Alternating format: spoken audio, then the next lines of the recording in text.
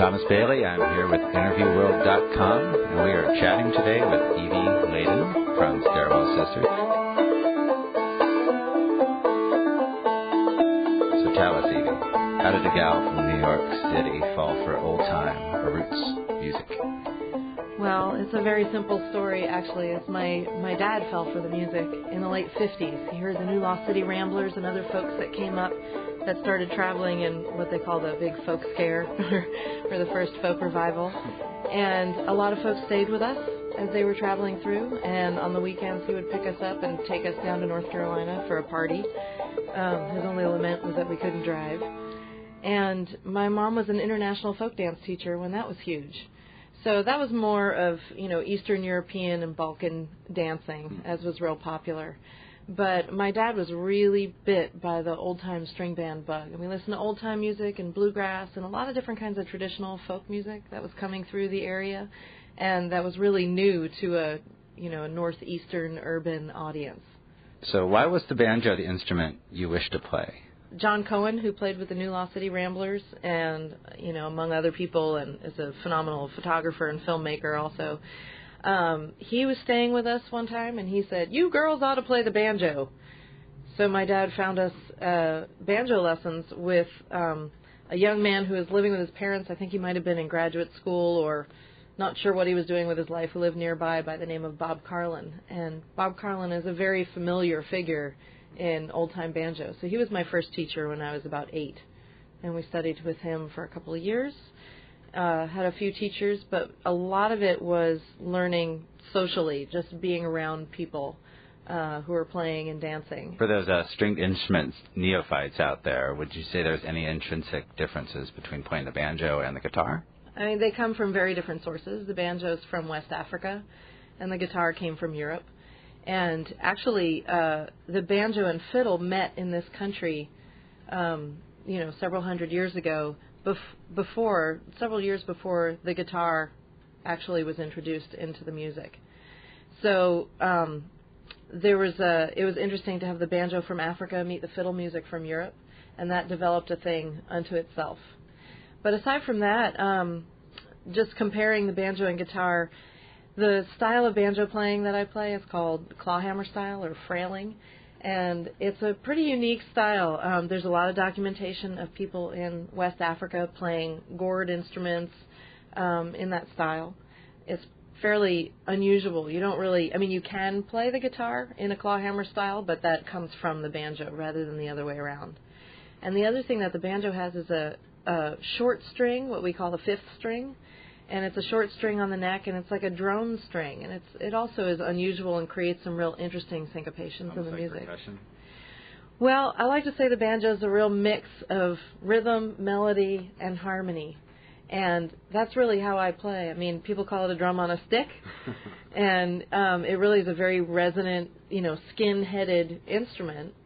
I just saw a trailer for a documentary where Pete Seeger was talking about the sound of the banjo being like needle points of light, like stars.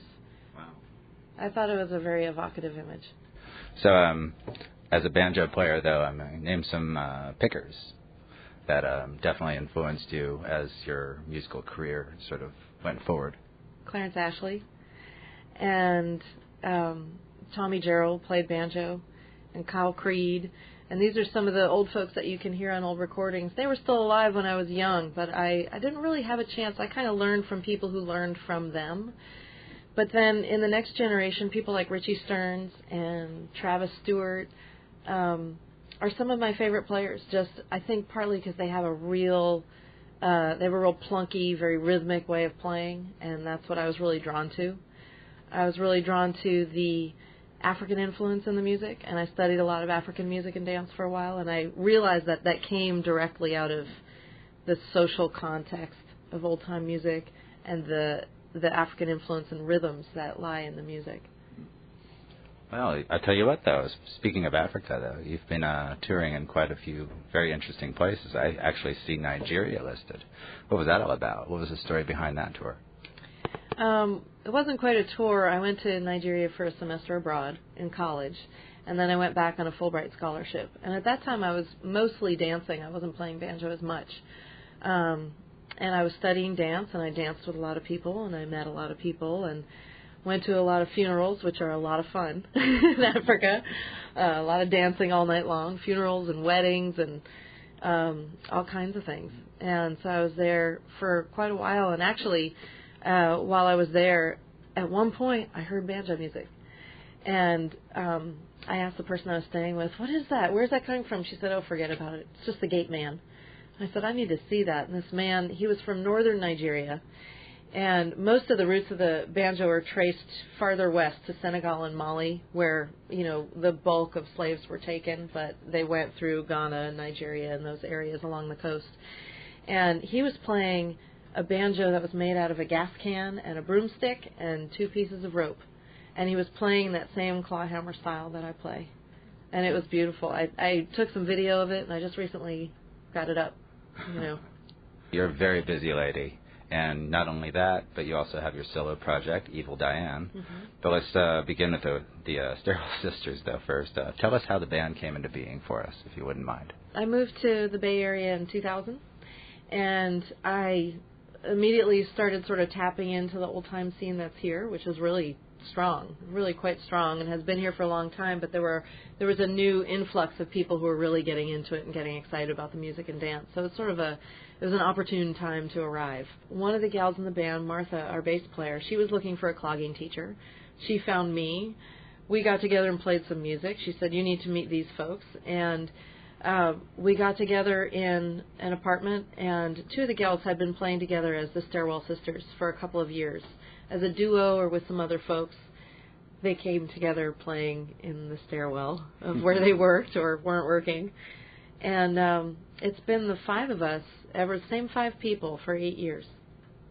Almost everyone in the band writes songs, and the ones that fit in with what we're doing, we throw in there. So a good portion of our set is now original songs played in, in a very old-time style, and a style that people who know the music can really relate to. What's the general reaction to the music? I mean, is it the music, the novelty of an all-female roots band, or is it a little bit of both? The music that we make together really speaks to people. I noticed that we really move people, both in getting them moving and up dancing, and then some of the music has, just deeper themes, more emotional resonance. Having an all-female band doesn't hurt. I don't know why. I honestly don't know why it's so surprising. But people say things like, you girls can actually play, which is totally insulting.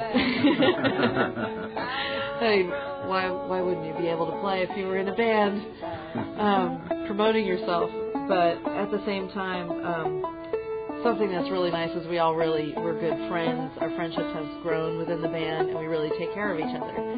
And over the course of the 8 years we've been together, some of us have gotten married and had kids, and the kids come along, and now in our rider we need an acoustic bass and a babysitter. So just kind of keep it rolling. Have gone before me, and my race is almost run. I will look up to the stars of heaven. I know my journey's just begun. I'm gonna dig deep in the dirt of the valley, climb up high on the mountainside. I'll open my eyes and look about me. I'll roll across the ocean tide.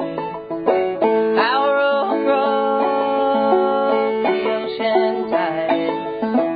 I'll roll across the ocean tide. So let's get to Evie Ladin. So what's the musical message of this woman? Well, Evie Ladin is an anagram of my name, if you haven't figured that one out. And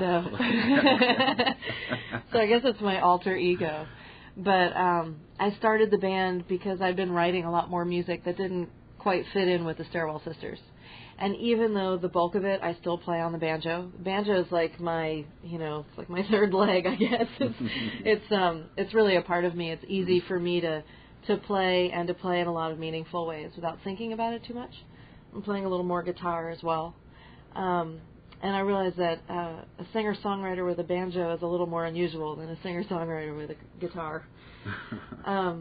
So the band really showcases my original material. Well, we want to thank you very, very, very much for chatting with us today. Well, thanks for having me. Yeah.